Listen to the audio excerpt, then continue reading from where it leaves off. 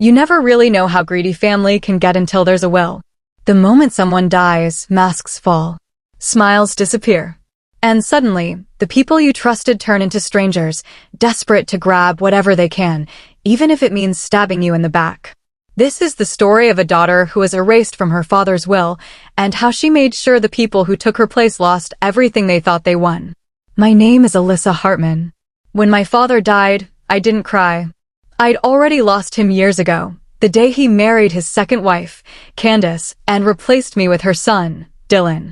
I thought maybe, deep down, he'd still leave something for me. A memory. A gesture. A sign that I still mattered. But what I found in his will made something inside me break. And once it broke, there was no going back. Growing up, my dad was everything to me. He was quiet, a bit awkward, but warm in his own way. We used to build birdhouses together on weekends. He always smelled like cedar and coffee.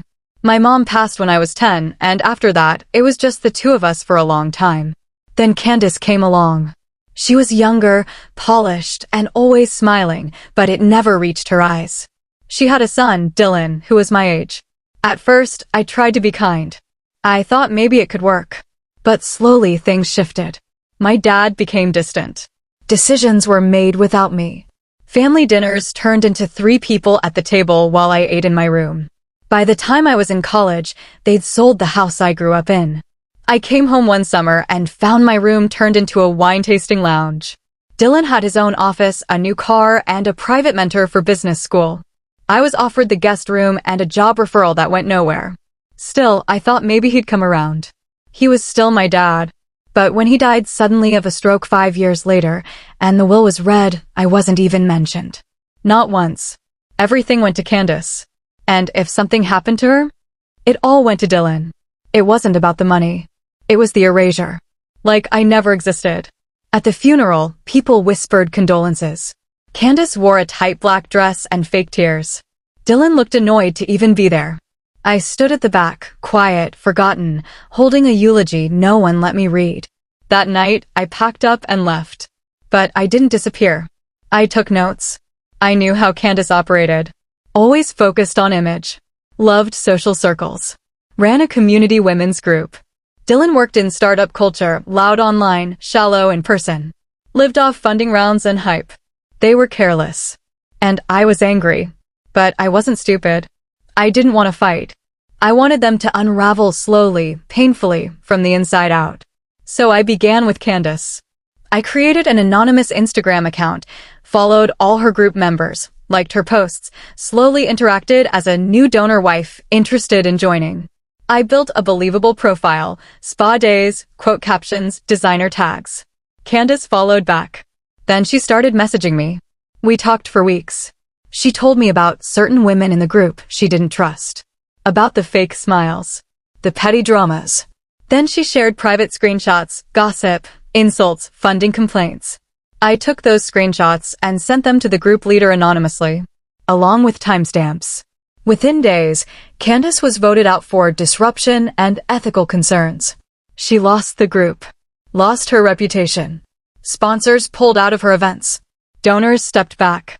Her perfect social circle collapsed, and she never knew who pulled the thread. Then it was Dylan's turn. I knew he was pitching his third startup to investors. A platform for AI-driven real estate pricing. Sounded impressive. But it was all smoke. His code was stolen from a GitHub repo. His testimonials were fake.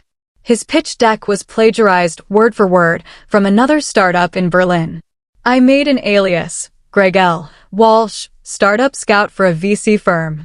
Made a LinkedIn. Bought a burner number. Reached out to Dylan for a meeting. He sent me everything. I compared his pitch with the Berlin startup. Highlighted the plagiarism.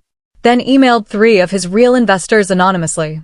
Within a week, they pulled out. His funding collapsed. One of them sued. His reputation was shredded in the press. Tech blogs called him a fraud. Even his old friends stopped replying to his tweets. Candace tried to help him, tried to rally friends to protect his name. But none of them would touch her after the women's group fallout. I thought I'd feel better. But it still wasn't enough. They hadn't lost what I lost. So I hit them one final time, where it hurt the most. The house. My childhood home had been sold, torn down, and rebuilt as a modern mansion. Cold, empty, soulless. But it still stood on my land. My memories. I did some digging and found something, a zoning error in the original build paperwork. The house technically violated setback codes. I filed a report. Quietly. Legally. The city began a review. And Candace? She lost her mind. What followed was 6 months of court appeals, failed variance requests, fines, and construction adjustments. By the end of it, the house was unsellable. Their savings were drained fixing the violations, and the value dropped by nearly 40%. Dylan moved into a 2-bedroom apartment. Candace stopped hosting brunches. And I stood across the street one day, watching their front lawn go brown. They never knew it was me. And they never will. Sometimes revenge doesn't scream. It whispers. It waits. And when it comes, it doesn't ask for attention, just results. So no, I didn't get my name in the will. But I got something better. Silence. Justice. And peace. If you felt this story, hit like and subscribe.